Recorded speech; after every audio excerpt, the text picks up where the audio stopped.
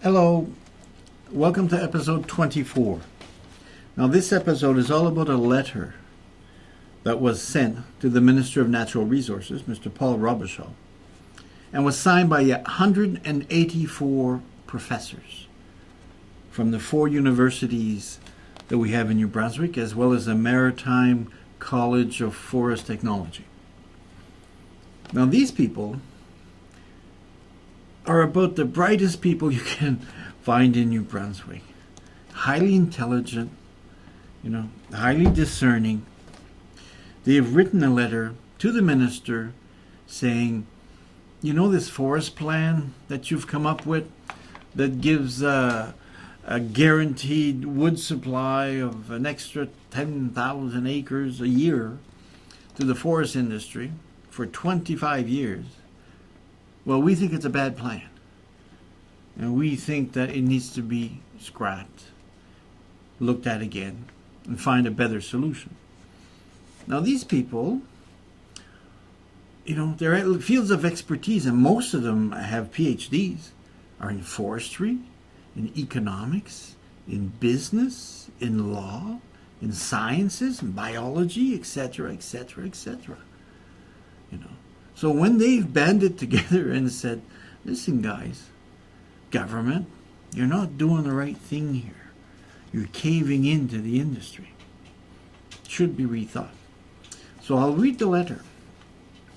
Dear Minister Robichaud, we, the academic community of New Brunswick, are deeply concerned about the recent announcements and actions by the provincial government regarding forest policy in the province. Specifically, we believe there's been a lack of proper consultation and transparent consideration of scientific evidence regarding the proposed strategy for Crown Lands forest management that seeks to increase wood supply by 20% for softwoods, and B, the JDI agreement contract that commits the province to provide JDI with specific wood supply quantities over the next 25 years. Right? It continues. Based on the information today, we now appear to have a strategy which was formulated behind closed doors, so in secret, has serious conservation shortcomings, has questionable socio-economic benefits for the public, limits the government's ability to shape future forest policy, and potentially compromises government's management oversight of the public forests. So basically, we're giving away the candy store.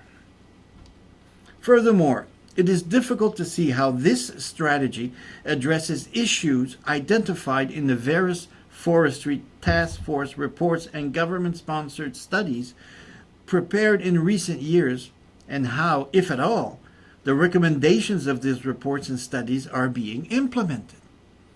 Well, for the last 15 years, there's been reports and studies all recommending basically the same thing. We need to separate industry, from managing our crown forest, because basically we're not making any money. We're not being served properly. The owners are not getting the benefits.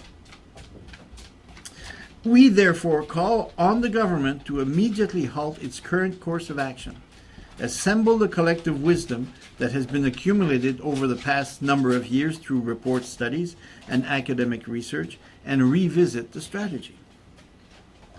To effectively revisit the strategy, the government needs to responsibly inform the public of its proposed course of action and engage them in the process. Basically, if you're going to do something with our crown forest, I think you should ask us what we think about it, not just act in secrecy, right? And then sign done deals.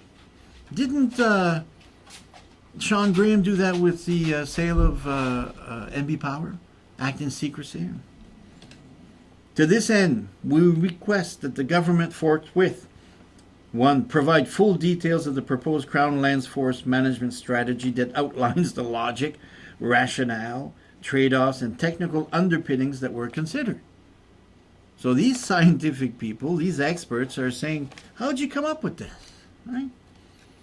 2. To provide a full disclosure of the JDI contract and convincing explanations of why certain clauses have been deemed confidential Contracts with other licensees should be released before signature. Did you know our Freedom of Information Act has this clause that says if you're asking for information, asking government for information regarding some sort of financial dealings between a company and the government, well, the company has the right to veto your demand. So that's not really freedom of information, is it? Don't you think that we should have a right to know how our tax dollars are being spent and promised? How a contract like that, what it's supposed to provide us for revenue? I guess we don't. Number 3, engage appropriate parties in an open and constructive way to modify the current strategy and agreement so as to retain some of its intended benefits while removing the sources of the most justifiable and serious concerns. So don't you think that everybody involved should at least be around the table, should be consulted? And 4, extend the intended timeline to approve the Crown Lands Forest Management Strategy as needed to ensure that the policy has the support of the public. See, they signed it in secret and then they were rushing it through. I think the effective date is July 1st or June 1st, I'm not sure. And then they continue. We, the undersigned, believe that if such actions are taken by the provincial government, it will help ensure that New Brunswick's crown forests are managed sustainably for the current and future generations. So these guys are telling us what the government has done is not sustainable. We have to go back to the table, ask the people in New Brunswick what they really want, and try to fit it in, because in fact it belongs to us. It's our forest. Yes, they have the mandate to manage it for us, but not manage it for the crown, the corporations. So I'm quite satisfied. I'm quite happy anyway when I found out that they had written a letter. What bothered me is when the press printed press more or less poo-pooed it. They reported on it and then boom, that's it. So that's been happening a bit too often in New Brunswick for the last few years, where the press, owned by the Irving Company, doesn't really do journalism justice. They're a great, advertising machine for the Irvings, but I don't really think they provide a decent service for New Brunswick.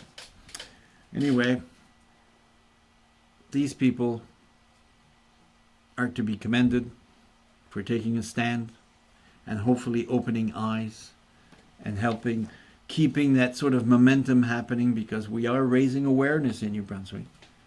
You start asking questions. If we're in a financial mess, maybe it has a lot to do with how our governance deals in secret with corporations. Thank you very much.